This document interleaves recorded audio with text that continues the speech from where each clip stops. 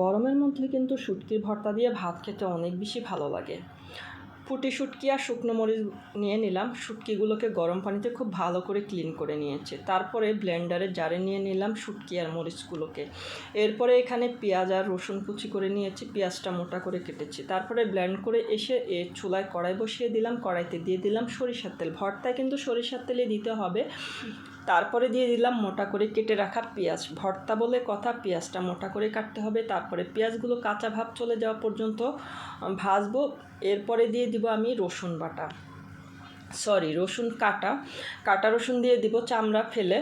তারপরে এগুলোকে একটু ভেজে নেব।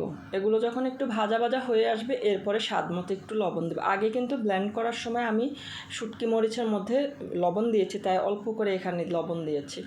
এরপরে কালারটা সুন্দরের জন্য সামান্য হালকা একটু হলুদের গুঁড়া ইউজ করেছি, যেহেতু এটা চুলায় করতেছি তাই।